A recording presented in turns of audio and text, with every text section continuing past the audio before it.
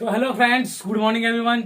My name is Suraj Kumar. तो जैसे कि जीके का डे 10 अभी तक हम पहुंच चुके हैं, यानी कि जीके का 10वां दिन आज है। उसमें से कल जो था नेक्स्ट चैप्टर, उसी चैप्टर पर हम चल रहे हैं और फिर कल चलेगा मेरा नेक्स्ट चैप्टर।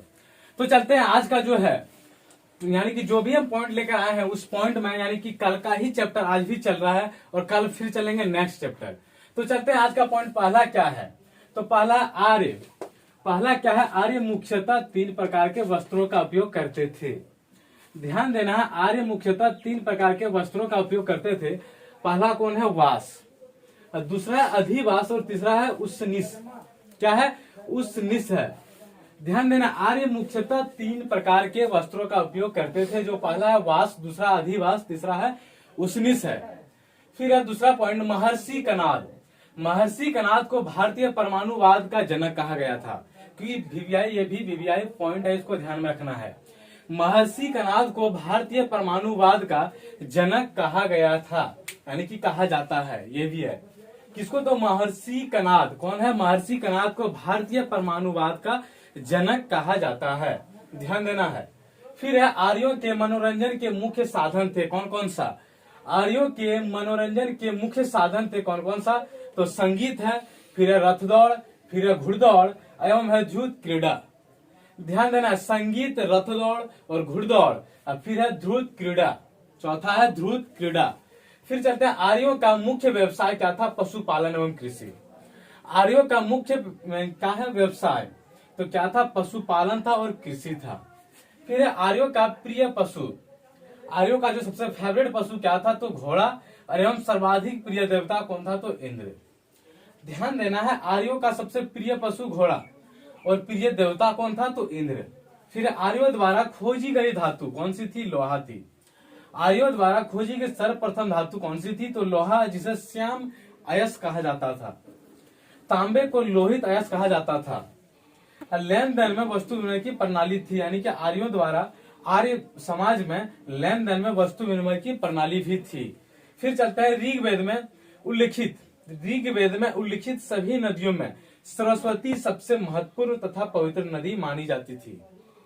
ध्यान देना, ऋग्वेद में क्या है? तो सरस्वती नदी को सबसे पवित्र तथा सबसे क्या कहा? सबसे पवित्र और सबसे महत्वपूर्ण मानी जाती थी। फिर ऋग्वेद में गंगा का 1 बार, यमुना का उल्लेख 3 बार हुआ, यानी कि ऋग्वेद में सिर्फ 1 बार ही गंगा नदी का उल्लेख हुआ है और यमुना नदी का 3 बार उल्लेख हुआ है। इनमें से, यानी कि इसमें सिंधु नदी का सर्वाधिक, यानी कि सबसे ज्यादा यूज जो होगा ऋग्वेद में, कौन सी नदी थी? तो सिंधु नदी। ध्यान देना, सर्वाधिक यूज होने वाला, ऋग्वेद में सबसे ज्यादा उपयोग होने वाली नदी कौन सी थी? जो उल्लेख हुआ कौन सी नदी का? तो है सिंधु नदी। और गंगा नदी का 1 बार और यमुना नदी का 3 बार। फिर चलता है, उत्तर वैदिक काल में इंद्र के स्थान पर प्रजापति सर्वाधिक प्रिय देवता हो गए थे। विष्णु की 3 पगों की कल्पना का विकास उत्तर वैदिक काल में हुआ।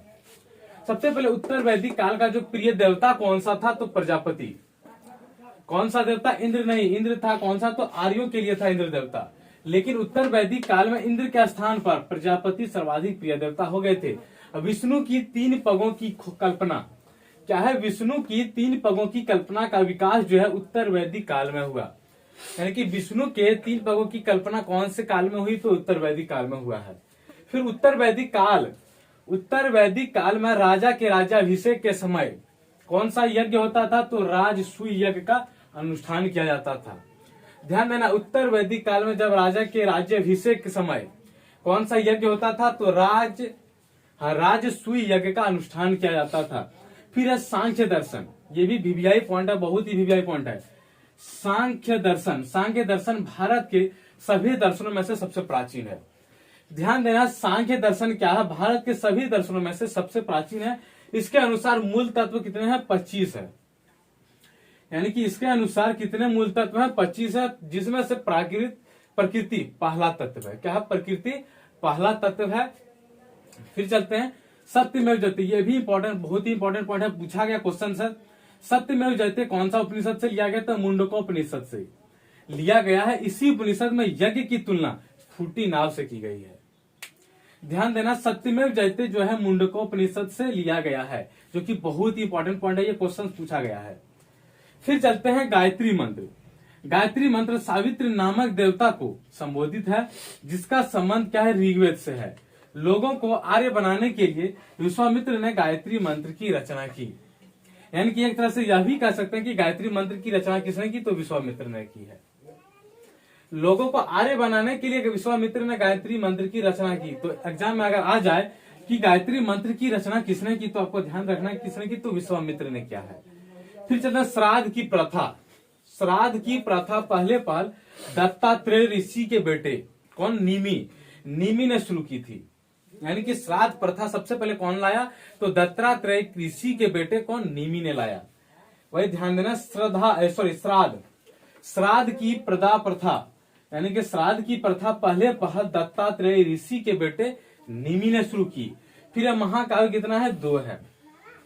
ध्यान देना, महाकाव्य 2 है, जो कि सब जानते हैं। महाकाव्य 2 है, कौन सा, महाभारत और दूसरा रामायण। फिर महाभारत का पुराना नाम क्या है, जय संहिता है। यह विश्व का सबसे बड़ा महाकाव्य है। महाभारत का पुराना नाम क्या है, जय संहिता है। यह विश्व का सबसे बड़ा महाकाव्य है। ध्यान देना कि एक बार फिर से हम रिपीट करते हैं, इसलिए ताकि आपका मेरा वीडियो देखते देखते आपको याद हो जाए 50% से 60%। यानी कि हम 2 बार रिपीट इसलिए कर देते हैं ताकि आपका हम बोलते बोलते आपको देखते देखते याद हो जाए। आर्यों का मुख्यतः कितने प्रकार के वस्त्रों का उपयोग करते थे, तो 3, वास, अधिवास और दूसरा उष्णिश है। फिर चलते हैं, महर्षि कणाद को भारतीय परमाणुवाद का जनक कहा जाता है। भारतीय परमाणुवाद का जनक किसे कहा जाता है, तो महर्षि कणाद को। फिर आर्यों के मनोरंजन के मुख्य साधन थे कौन सा, संगीत, रथ दौड़, फिर घोड़दौड़ और ध्रुव क्रीड़ा। फिर चलते हैं, आर्यों का मुख्य व्यवसाय था क्या, पशुपालन एवं कृषि। आर्यों का मुख्य व्यवसाय क्या था, पशुपालन एवं कृषि था। फिर आर्यों का प्रिय पशु कौन सा था, घोड़ा एवं सर्वाधिक प्रिय देवता इंद्र थे। फिर आर्यों द्वारा खोजी गई धातु कौन सी थी, लोहा। सबसे पहले आर्यों द्वारा खोजी गई धातु कौन सी थी, तो लोहा थी, जिसे श्याम अयस्क कहा जाता था। तांबे को लोहित अयस्क कहा जाता था।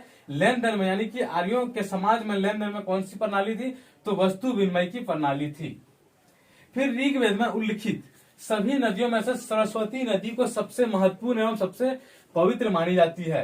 फिर ऋग्वेद में गंगा का 1 बार उल्लेख हुआ है, यमुना नदी का 3 बार उल्लेख हुआ है। सर्वाधिक, यानी कि ऋग्वेद में सर्वाधिक नदी का उल्लेख कौन सा हुआ है, तो यह है सिंधु नदी। सिंधु नदी का ऋग्वेद में सर्वाधिक बार उपयोग हुआ है। फिर उत्तर वैदिक काल में इंद्र के स्थान पर कौन सी देवता का, तो प्रजापति सर्वाधिक प्रिय देवता हो गए थे। विष्णु के 3 पगों की कल्पना का विकास उत्तर वैदिक काल में हुआ है। फिर उत्तर वैदिक काल में राजा के राज्याभिषेक के समय कौन सा यज्ञ किया जाता था, तो राजसूय यज्ञ का अनुष्ठान किया जाता था।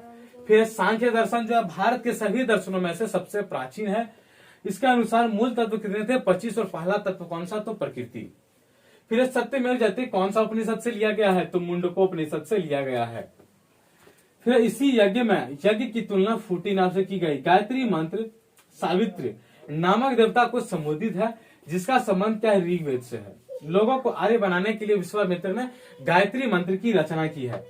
फिर श्राद्ध की प्रथा, श्राद्ध की प्रथा पहले किसने लाई, तो दत्तात्रेय के बेटे, यानी कि दत्तात्रेय ऋषि के बेटे कौन, तो निमि ने सबसे पहले श्राद्ध प्रथा की शुरुआत की। फिर है महाकाव्य, कितना है, तो 2 है, महाभारत और रामायण, जो कि सब कोई जानते हैं। फिर महाभारत का पुराना नाम क्या है, जय संहिता, और यह विश्व का सबसे बड़ा महाकाव्य है। क्या, महाभारत का पुराना नाम जय संहिता, और यह विश्व का सबसे पुराना महाकाव्य है। तो फिर मिलेंगे अगले क्लास में, तब तक के लिए थैंक यू।